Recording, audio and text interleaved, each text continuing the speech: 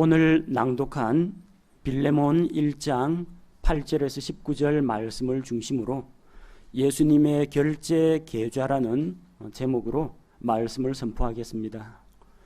이 말씀은 제가 개척 사역을 할 때 개척교회 성도들과 함께 나눈 그 말씀입니다.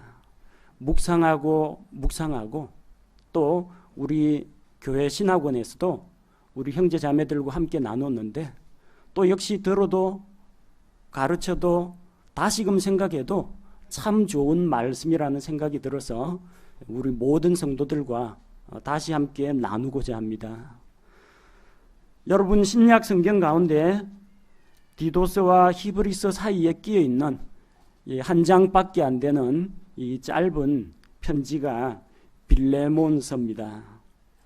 편지를 쓴 사람은 사도 바울이고 편지를 받는 사람은 빌레몬이라는 사람입니다. 자, 이 편지는 사도 바울이 로마의 감옥에서 빌레몬에게 보내는 편지입니다. 에베소서, 빌립보서, 골로새서와 마찬가지로 이 빌레몬서도 바울의 옥중 서신, 감옥에서 쓴 편지로 분류되고 있습니다. 바울은 이 편지를 써서 빌레몬에게 보내는데 오네시모라는 사람의 손에 들려가지고 편지를 갖다 주라고 합니다. 근데 이 빌레몬이라는 사람하고 이 바울하고 오네시모라는 이 편지 전달자 사이에는 참으로 밀접한 관련이 있습니다.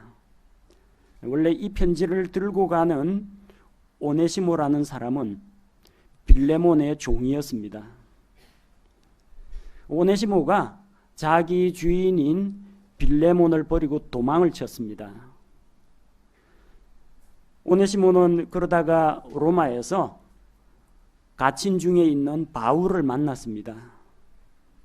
바울을 만나서 복음을 듣고 구원을 받았습니다. 이야기를 해보니까 서로 다 아는 사람이에요. 바울이라는 사람을 딱 한 다리 건너가지고 자기가 왜 도망을 쳤는지 자기 주인 이야기하니까 바울하고 아는 사람입니다. 골로새 교회가 빌레몬의 집에서 모였습니다. 바울은 골로새 교회에도 편지를 보내서 그들과 함께 교제하고 영향력을 미친 사람이고 빌레몬하고는 익히 이미 잘 알고 있던 사이입니다. 자, 그래서 이제 바울은 종이었다가 도망친 이 오네시모를 원래 주인한테 돌려보내기로 했습니다. 옥에 갇혀 있는 바울에게 옆에서 수종드는 사람이 필요하긴 했지만 그보다 먼저 이전 주인하고 관계부터 회복하는 것이 먼저라는 생각이 들어서 주인에게 돌려보내려고 합니다. 돌려보내긴 해야 되는데 한 가지 문제가 생겼습니다. 무슨 문제냐면요, 그 당시 종이 주인을 버리고 도망을 갔다 그러면 수배령이 내립니다. 붙잡혔다 하면은 주인한테 끌려와서 모진 매를 맞습니다. 매만 맞으면 다행입니다. 적어도 눈 한쪽을 빼거나 아니면 팔다리 하나를 잘라버립니다. 심하면 죽을 때까지 때려가지고 죽는 경우도 있습니다.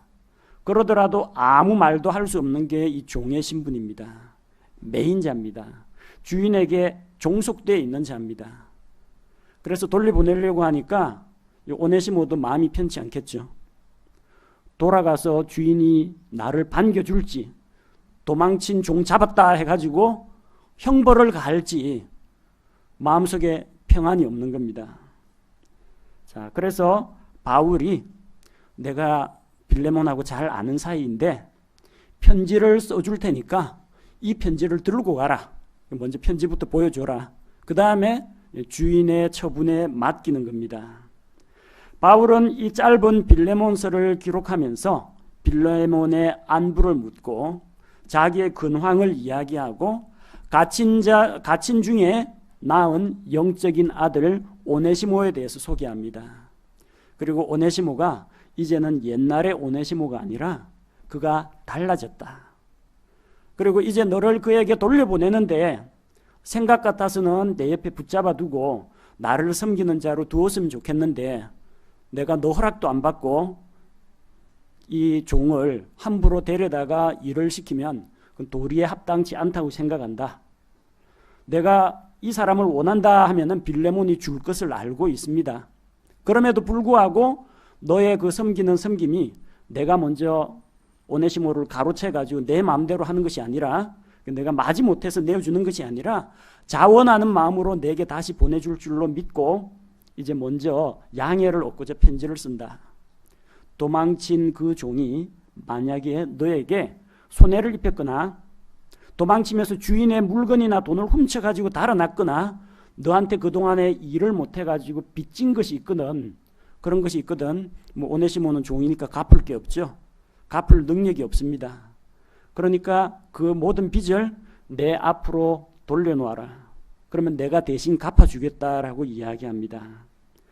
빌레몬서를 통해서 도망친 종 오네시모를 위하여 그 원래 주인에게 간절히 호소하고 부탁하는 바울의 모습을 볼 수가 있습니다. 우리는 오늘 함께 이 빌레몬서 말씀을 통해서 하나님의 은혜를 나누고자 합니다.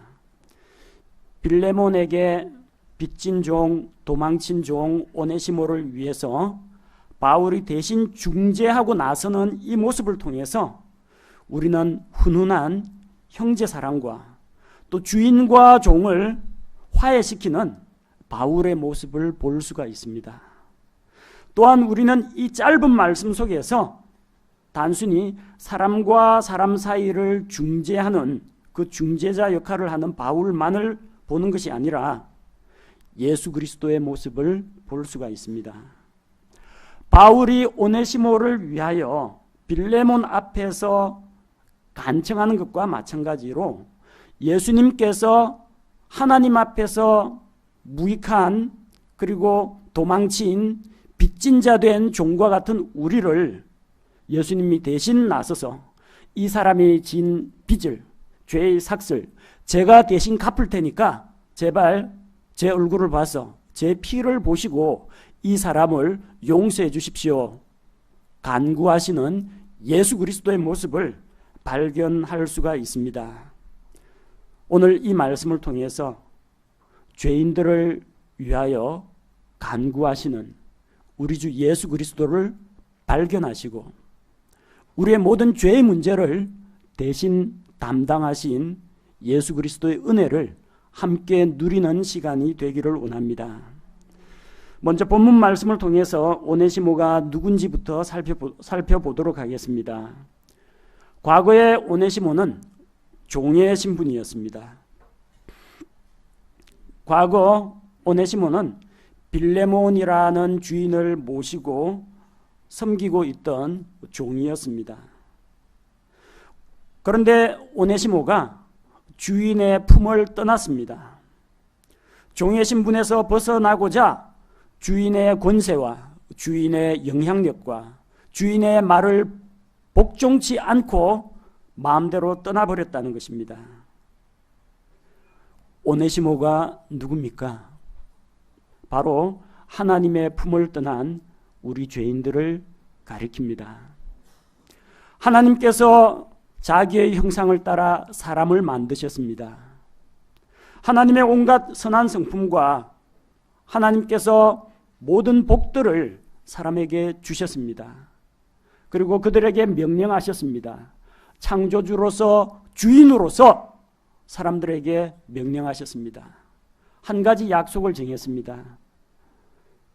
만약 내가 정말로 나의 말에 순종하고 나를 사랑하고 나를 섬긴다, 그러면 그 증거로 선악을 알게 하는 나무에서 나는 것은 먹지 말라고 하셨습니다.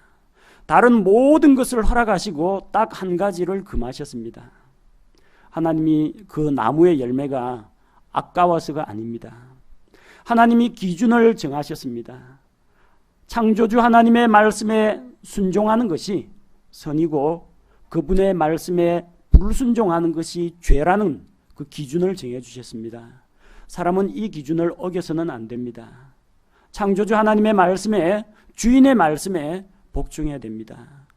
이 세상 모든 것, 그 안에 있는 풀 한 포기, 나무 한 그루도 하나님의 소유입니다.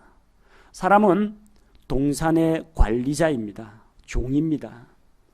종이 주인의 말을 듣고 주인에게 복종해야 되는데 뱀의 말에 넘어가 버렸습니다.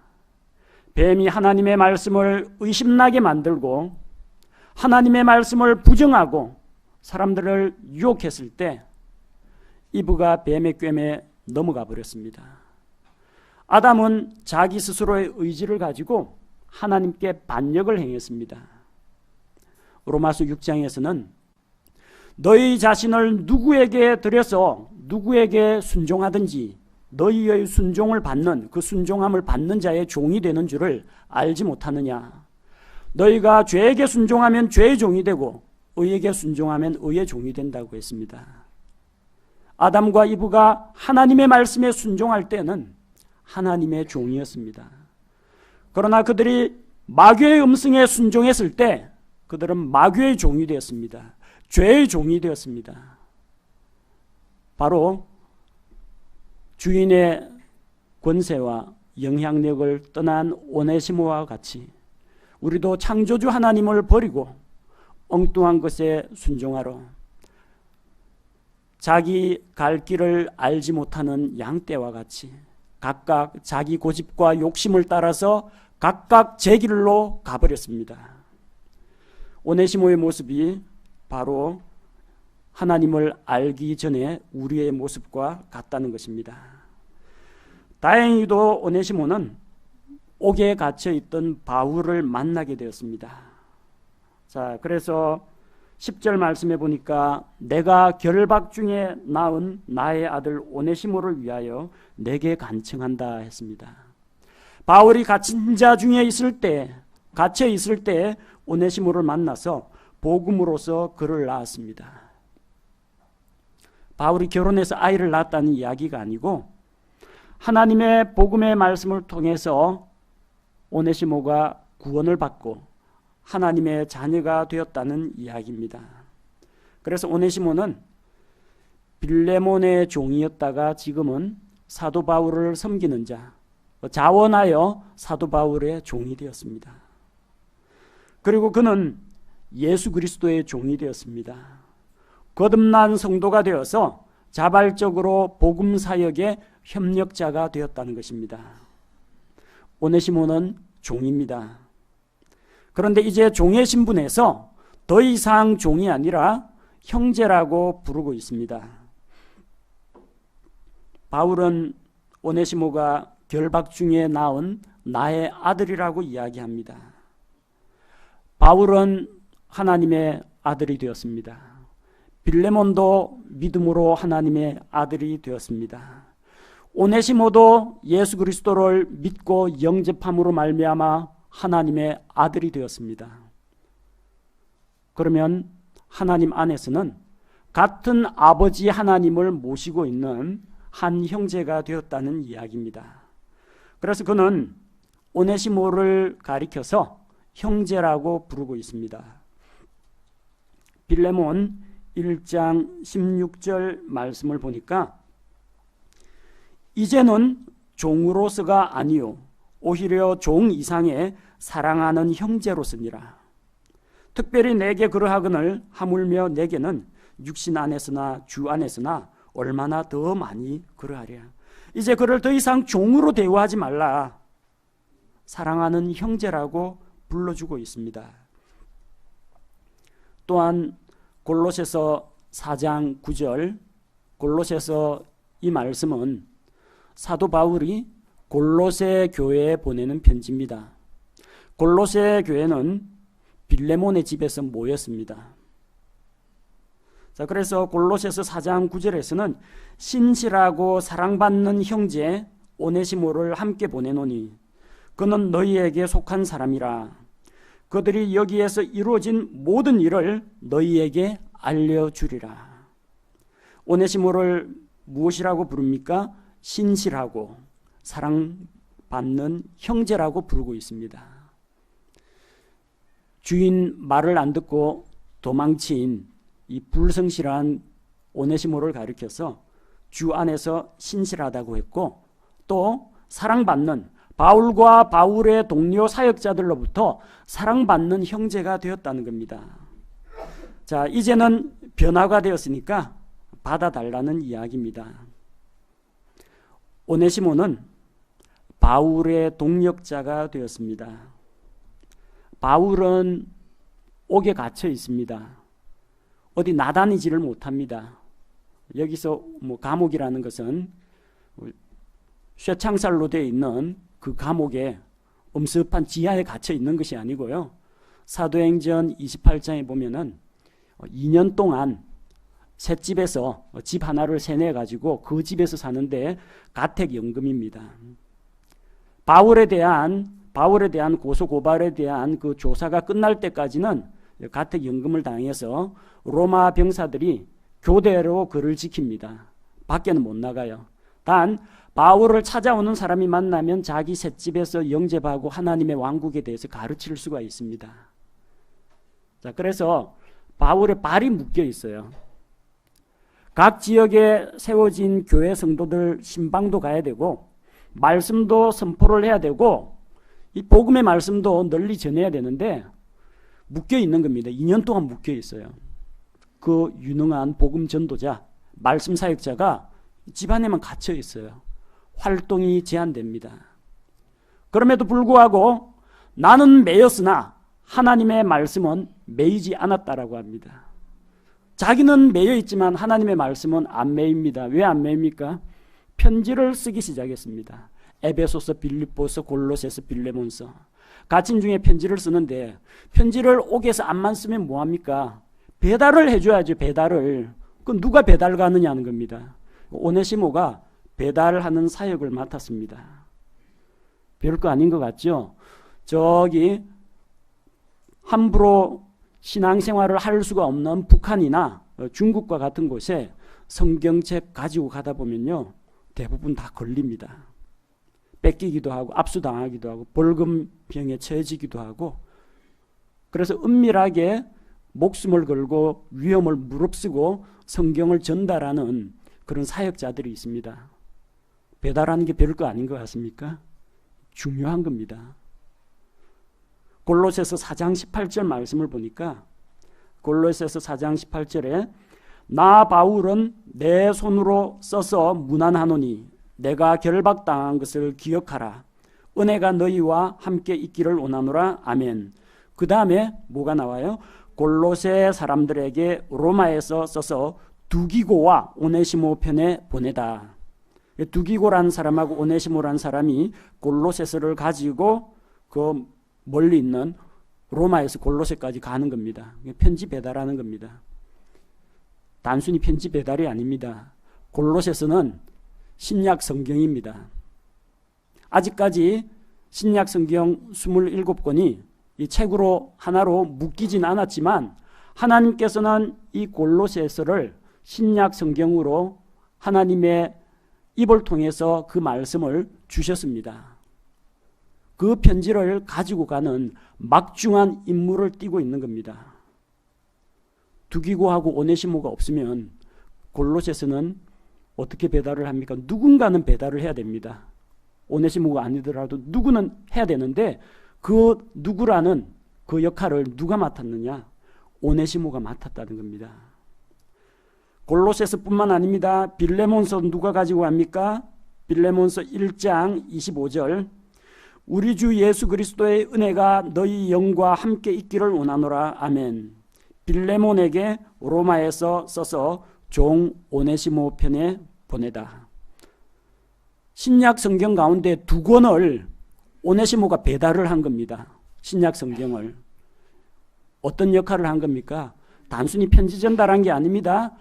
바울은 복음 사역자인 바울은 발이 묶여 있는데 바울의 발이 되어 가지고 하나님께서 영감을 통해서 기록으로 주신 그 편지를 지역교회에다가 전파하는 일을 한 겁니다. 그럼 지역교회에서 편지 왔고 내가 보고 어디 편지 꽂이하면 넣어두겠습니까? 바울을 통해서 온 하나님의 말씀이라고 해서 골로새 교인들이 다 돌아가면서 회람을 하고 읽어봅니다. 그 인근 지역에 있는 교회까지 필사를 해가지고 나눠줍니다. 그리고 그 필사본들이 전파되어 가지고 오늘날 같이 대량 인쇄 기술은 없지만 전파되어 가지고 각 처에 퍼져나가게 되는 겁니다. 성경 보급 사역을 한 겁니다. 오네시모가. 달라졌죠? 오네시모는 바울이 쓴 골로새서와 빌레몬서를 교회에 전달하는 역할을 했습니다. 하나님의 말씀을 보급하는 말씀 사역자가 된 것입니다. 그에 대한 평판이 달라졌습니다. 11절 말씀에 그가 지나간 때에는 내게 무익하였으나 이제는 너와 내게 유익함으로 오네시모에 대한 평판이 바뀌었습니다. 그는 지나간 때에는 주인에게 무익한 자, 쓸모없는 존재였습니다. 겉으로는 육신의 주인을 섬기는 척했습니다. 그러나 주인을 진심으로 섬기진 않았습니다. 기회를 봐가지고 주인을 버리고 도망쳐 버렸습니다. 18절에 보면 그는 주인에게 어떤 잘못을 저지르고 손해를 끼친 것을 엿볼 수가 있습니다. 만일 그가 내게 잘못을 했거나 조금이라도 빚을 졌거든 그것을 내 회계장부에 넣어라. 그는 주인에게 무익할 뿐만 아니라 어떤 손해를 끼쳤습니다. 자기 재산과 마찬가지인 종이 도망을 쳐버렸어요. 그동안에 일해야 될 거 못하죠. 주인에게 손해가 났습니다. 그 자리를 메우기 위해서 종을 하나 더 사든지 누군가 또 그 일을 해야 되죠. 저 그 빠진 일들 메우려고 하니까 주인이 또 비용을 지불해야 됩니다. 그는 주인에게 피해를 입힌 자입니다. 그런데 이제는 달라졌다는 겁니다. 이전에는 그가 무익했으나 이제는 유익한 자가 되었다. 이 오네시모라는 이름의 뜻이 유익하다라는 말입니다. 옛날에는 오네시모가 아니었는데 이제는 오네시모가 되었다. 흔히들 하는 여러분 하는 말 중에 드립이라고 그러죠. 예. 오네시모라는 말을 가지고 지금 재미있게 전달하고 있는 겁니다. 옛날에는 그 오네시모라는 이름에 합당하지 않은 삶을 살았는데 오네시모가 되었다. 이렇게 빌레몬에게 이야기하는 겁니다. 얼마나 유익을 끼치고 있습니까?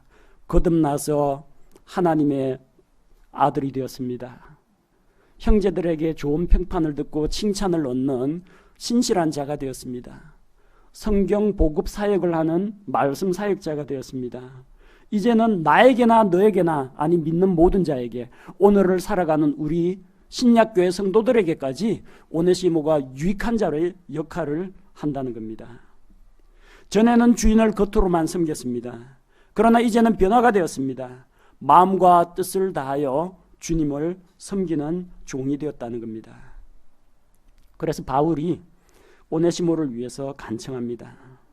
빚진 자를 용서하라. 빚진 자를 받아달라는 이야기입니다. 오네시모는 주인에게 빚을 졌습니다. 주인에게 무익한 존재였고 주인을 버리고 달아난 종이었고 주인에게 손해를 끼친 자였습니다. 우리 역시 창조주 하나님을 알지 못할 때 구세주이신 주 예수 그리스도를 알지 못할 때 무익한 자였습니다. 손해를 끼친 자였습니다. 하나님의 창조물인데 하나님께 복종하지 않고 공중권세 잡은 마귀를 따랐으며 마음과 육신이 원하는 것을 따라서 살아가던 길 잃은 양과 같은 그런 존재였습니다. 죄를 지음으로써 하나님을 대적하는 자였습니다. 마귀에게 속한 자였고 마귀의 편에 서 있던 자요. 죄로 인해서 하나님과 원수가 되었던 그런 자들이라는 겁니다. 자, 그런 주인에게 상처를 입히고 피해를 주고 마음에 짐이 되었던 그 오네시모를 이제 바울이 돌려보내면서 빌레몬에게 간청합니다.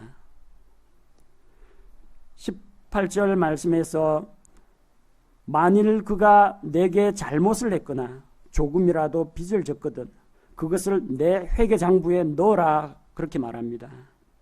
그리고 19절에서는 빌레몬이 바울에게 빚을 지고 있다는 것을 알려주고 있습니다.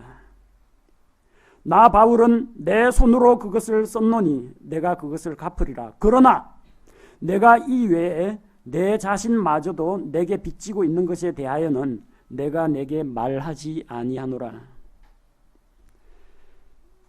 빌레몬은 바울에게 신세를 졌습니다. 바울을 통해서 하나님의 말씀을 듣고 구원을 받았기 때문입니다. 너도 나한테 빚지지 않았느냐? 근데 내가 언제 그거 가지고 너한테 무슨 행세를 한다거나 권위를 행사한다거나 뭐 빚진 것을, 영적으로 빚진 것을 갚으라고 하거나 그런 적이 있느냐? 그러지 않았다는 겁니다. 그리고 바울 역시 빚진 자입니다. 바울은 하나님으로부터 감당하기 어려운 큰 은혜를 받은 자입니다. 로마서 8장 12절에서 그러므로 형제들아 우리가 빚진 자로 돼 육신을 따라 살도록 육신에게 빚지지 아니하였느니라. 육신에게 져서 물질로 갚을 수 있는 빚이 아닙니다. 하나님의 크신 은혜를 입었습니다. 그래서 바울은 일평생 주님께 빚진 자가 되었습니다. 하나님께서 우리를 은혜로 구원해 줬습니다.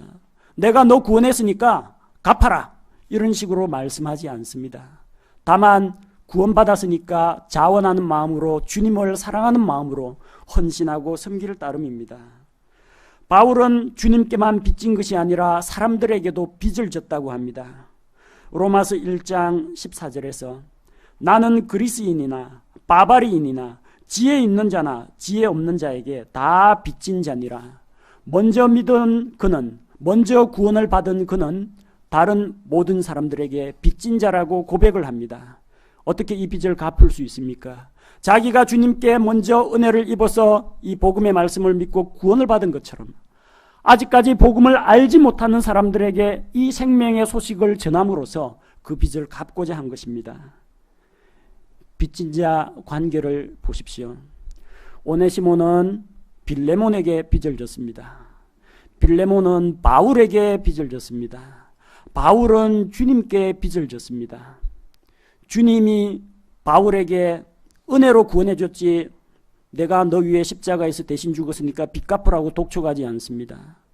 바울이 말씀을 전하여 빌레몬이 구원을 받았을지라도 바울이 그걸 가지고 내가 네 영적 애빈이라 나를 섬겨라 그렇게 강요하지 않습니다.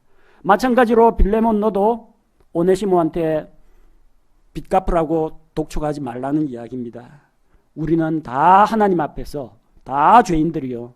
다 많고 적음의 차이는 있겠지만 서로가 서로에게 혹은 하나님께 빚진 인생들이라는 겁니다. 그런데 맺고 끊는 것은 분명해야 됩니다. 만약 진 빚이 있다면 해결을 하고 넘어가야 합니다. 안 그러면 두고두고 갚지 못한 사람 마음에서도 빚을 못 받아낸 사람 마음속에서도 뭔가가 남게 됩니다. 오네시모는 주인에게 손해를 입힌 만큼 피해를 준 만큼 갚아야 할 책임이 있습니다. 갚아야 할 책임은 있는데 갚을 수 있는 능력이 없다는 게 문제입니다. 그래서 갚을 능력이 없는 오네시모를 대신해서 바울이 내가 대신 갚아주겠다 하고 나서는 겁니다. 그가 잘못했거나 빚을 졌거든 그것을 내 회계장부에 넣으라고 했습니다. 회계장부란 말이 영어 성경에 보면 어카운트라고 되어 있습니다. 어카운트란 말 들어보셨죠? 여러분 이메일 계정 만들 때 그 메일 계정 어카운트라고 합니다. 은행에 가서 통장 개설할 때요. 그 통장 그 계좌 계정을 어카운트라고 합니다. 내 계정에다가 달아놓으라는 이야기입니다. 제가 이전에는 지방에 출장을 참 많이 다녔습니다. 그래서 저기 뭐 마산 지역도 다녔고요. 부산 지역도 다녔고 저 아산 쪽으로도 강의를 하러 많이 다녔습니다. 가면은 제 학교 선배들이 멀리서 왔다고 밥을 사줍니다. 점심을 사주는데 어떤 때는 선배들이 자리에 없거나 교수회의를 하면은 저한테 밥을 사줄 수가 없습니다. 그럼 연락이 와요. 교수회관 가가지고 그 자리에서 현금을 주는 것이 아니라 사인을 하고 밥을 먹습니다. 그 사인하는 란에 자기 이름 적어놓고 거기서 밥을 먹으라는 거예요. 그럼 전 돈 안 내도 됩니다. 그 자리에다가 우리 선배 이름 딱 적어놓고 들어가가지고 밥을 먹습니다. 그러면 그 식당에서는 세어가지고 몇 번 먹은지 세어가지고 월급날에 그 선배한테 정산을 요구합니다. 먹기는 내가 선배 이름 달아놓고 먹었는데 돈은 내가 안 내고 선배가 대신 내는 겁니다. 요게 내 장부에 달아놔라 그런 이야기입니다. 미국에서 유학생활 중에 가장 먼저 한 일이 은행 계좌를 열고 신용카드를 개설하는 일이었습니다. 뭐든지 거기에는 현금보다는 카드가 있어야만 활동을 할 수가 있습니다. 돈을 갖고 다니는 건 위험하거든요. 강도를 만날 위험도 있고 잃어버릴 위험도 있기 때문에 신용카드가 꼭 필요합니다. 근데 카드를 개설하는데 그 은행 창구 직원이 물어보더라고요. 카드를 이 한 계좌에다 2개를 만들어 드릴까요? 그렇게 묻더라고요. 나중에 그게 뭔 말인지 알았어요. 부부라는 걸 알고 조심스럽게 물어보더라고요. 미국에서는 하나의 그 통장 계좌에다가 부부가 카드를 2개 연결해서 쓰면은 그게 남편과 아내에 대한 최고의 신뢰라고 합니다. 서로가 서로를 믿는다는 이야기예요. 무슨 이야기냐면 재산을 공동으로 쓴다 그런 이야기가 아니고요. 부부니까 당연히 그렇게 쓰는 게 맞는데 내 카드 사용 내역이 아내에게 남편한테 그대로 날아간다는 이야기입니다. 내가 밖에서 밥을 먹었는데 나중에 카드 청구서가 날아올 거 아니에요. 어디서 봤는데 점심 먹었는데 하나는 스테이크를 먹었고 하나는 스파게티를 먹었다. 이 사람이 2인분을 먹었나? 누구하고 먹은 거야? 이런 식으로 의심이 빚어지지 않겠습니까? 그 조회하면 다 나온다는 이야기입니다. 돈 쓰는 내역이 서로의 배우자에게 다 알려진다는 겁니다. 그 남편과 아내가 서로를 믿지 못하면 동일한 계좌에서 카드 2개는 못 만든다는 이야기예요. 카드를 2개를 만들었어요.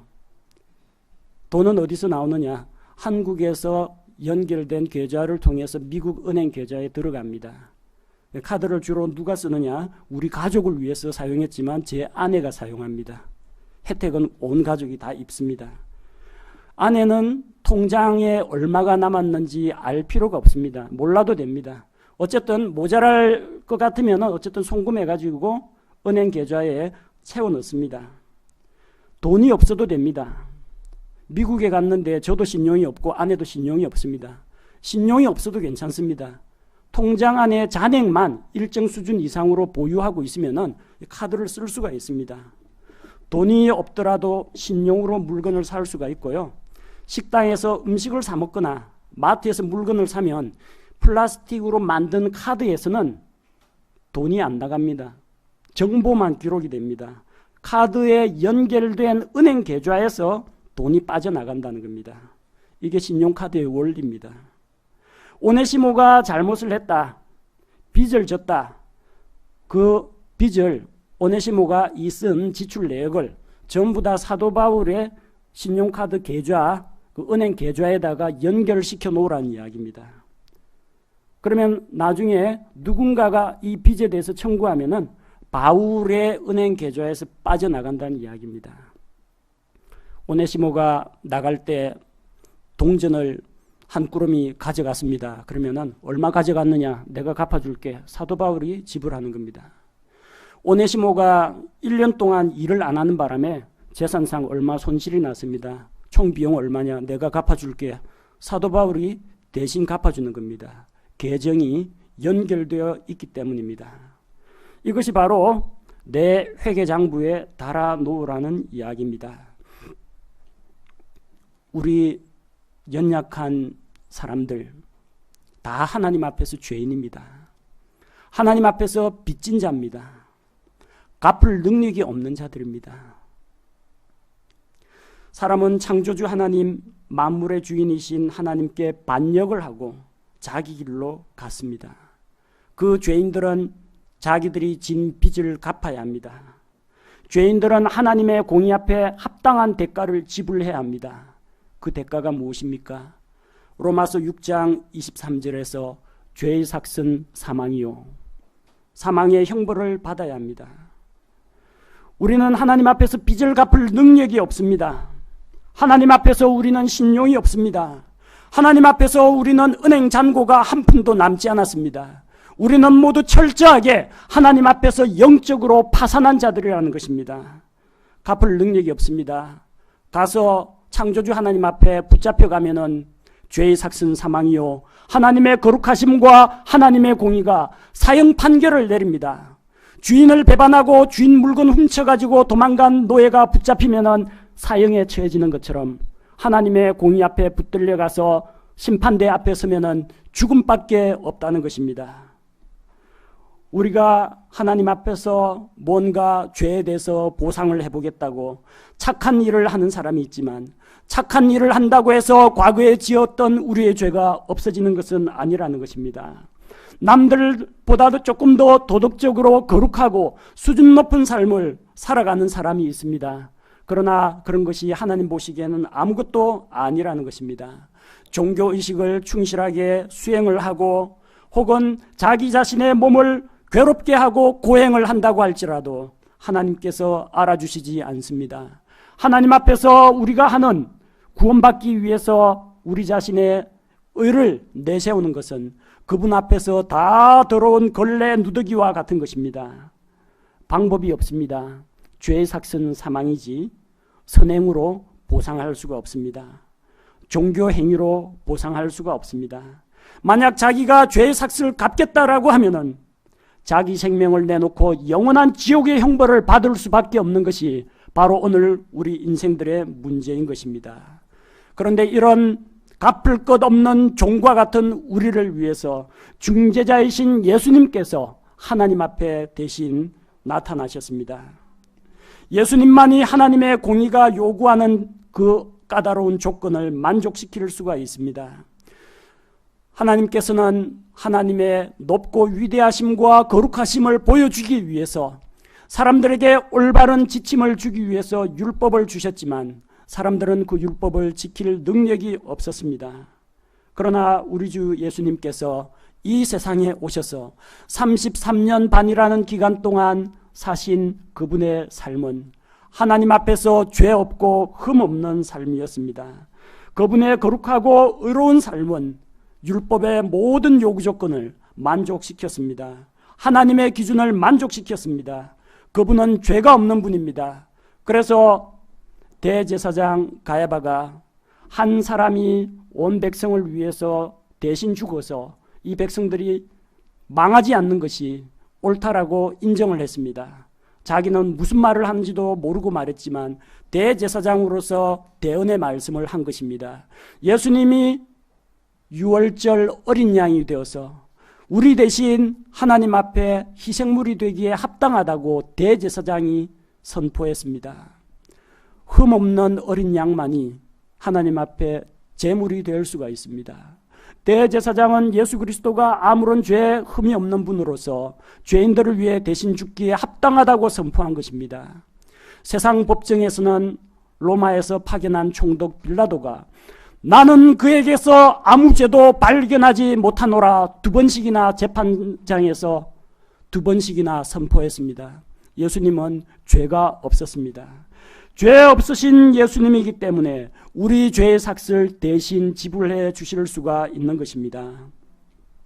예수님의 의로운 삶은 율법을 다 지켜 행하셨고 예수님의 의로우신 죽음, 죄 없으신 분으로서 죄인들을 위해 대신 피 흘려 죽으신 그 죽음은 하나님의 공의를 만족시키셨습니다.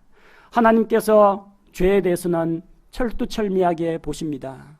사랑의 하나님, 화평의 하나님 내세워서 하나님이 죄 지어도 괜찮다 그렇게 용납을 해주시면 이 세상은 무질서하게 되고 하나님은 더 이상 거룩하신 하나님이 안 됩니다. 하나님 자신도 의롭고 믿는 자도 의롭게 하는 길은 죄에 대해서 심판을 하시는 것입니다. 그러나 우리 각 사람을 심판하지 않으시고 십자가에 달리신 자기 아들 예수 그리스도를 심판하심으로 말미암아 하나님께서는 죄에 대해서 심판을 하셨고 죄의 삭슬을 받아내셨기 때문에 하나님은 여전히 의로우신 하나님이라는 겁니다. 뿐만 아니라 예수 그리스도의 그 대속의 피로 말미암아 예수님께서 자신의 피를 가지고 하나님의 공의 앞에 바치셨습니다. 아버지, 죄 없이 흘린 나의 이 무죄한 피를 받으시고 이 피의 공로를 믿는 저 죄인을 용서하여 주십시오. 주님께서 그렇게 간구하고 계시는 것입니다. 마치 바울이 갚을 것 없는 오네시모를 대신하여 나서서 빌레모나, 이 사람이 빚졌거든 내가 갚을 테니까 이 사람은 봐달라 간청하는 것과 같이 예수 그리스도께서 죄인들을 위하여 하나님 앞에서 간청하십니다. 나의 의로운 피를 대신 받으시고 나의 생명을 받으시고 이 죄인을 용서하여 주옵소서. 이것이 바로 예수 그리스도의 대속 중재의 사역인 겁니다. 우리는 갚을 능력이 없지만 예수님의 은행 계좌는 무궁무진합니다.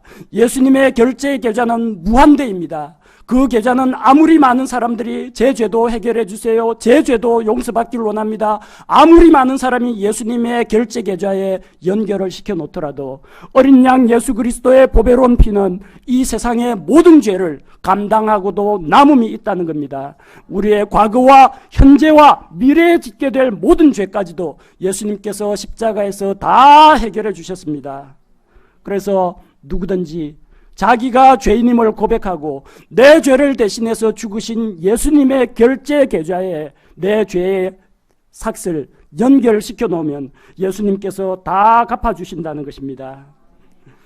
예수님의 십자가 죽음과 부활이 바로 자기를 위한 것이라는 것을 믿음으로 받아들여야 합니다.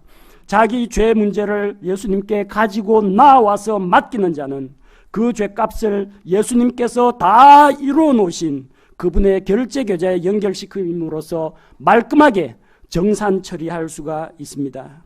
하나님께서는 우리의 선행이나 우리가 이루어 놓은 공로에 대해서는 결코 만족하지 않으십니다. 오직 하나님께서는 예수님께서 십자가에서 흘리신 죄 없으신 그분의 피에 대해서는 만족하시는 분입니다.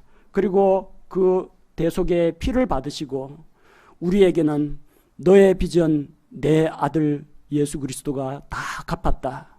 그러면서 우리가 비록 죄인일지라도 의롭다고 인정해 주시고 하나님의 자녀 삼아 주시는 것입니다. 우리는 하나님 앞에서 모두 죄인이요 빚진 자들입니다. 주인에게서 도망친 종 오네시모처럼 우리의 노력으로는 도저히 갚을 능력이 없습니다. 바울이 오네시모를 위해 간구하듯이 예수님께서 우리를 위하여 하나님 앞에서 중재하십니다. 이 시간 이 말씀을 들으시는 분들 가운데에서 아직까지 예수 그리스도를 주님으로 모시지 않은 분이 있다면 누구든지 예수님께서 십자가에 달리사 피 흘려 죽으신 그 죽음이 바로 자기의 죄 때문이라는 것을 믿고 고백하시기 바랍니다. 그렇게 할 때 사람이 가지고 있는 모든 죄의 삭시, 예수님께서 흘리신 대속의 결제 계좌에서 모두 다 지불이 됩니다. 하나님 앞에서 그 모든 빚이 삭시 다 지불이 되고 죄에 대한 완전한 용서를 받을 수가 있습니다. 구원받은 이후의 삶도 마찬가지입니다. 구원받은 그리스도인들도 일상생활 가운데서 죄를 지을 수가 있습니다. 걱정 마십시오. 예수님의 결제 계좌 잔고는 결코 0으로 떨어지는 법이 없습니다. 예수님의 결제 계좌는 무궁무진합니다. 그 예수님께서 흘리신 대속의 피를 의지하여 하나님 앞에 나와서 죄를 자백하고 용서를 구할 때 우리는 죄의 용서를 받고 모든 불의에서 깨끗하게 될 수가 있습니다. 아직까지 예수 그리스도를 주님으로 모시지 않은 분들은 우리 죄를 대신해서 십자가에서 우리 죄의 빚을 대신 갚아주신 그 예수님을 자기의 구세주로 영접하시기 바랍니다. 그리고 이미 예수 그리스도를 믿고 구원받으신 분들은 주님의 피의 공로를 의지하여 하나님과 교제관계가 회복된 것을 감사드리며 매일 매순간 흘러넘치는 예수 그리스도의 결제 계좌로부터 죄의 용서와 기도의 응답과 생활에 필요한 모든 것들을, 그분의 모든 은혜와 하늘에 속한 영적인 복들을 받아 누리시기 바랍니다. 주님의 결제 계좌는 참으로 크고 놀랍고 무한대입니다. 주님을 의지하시기 바랍니다. 제가 기도하겠습니다.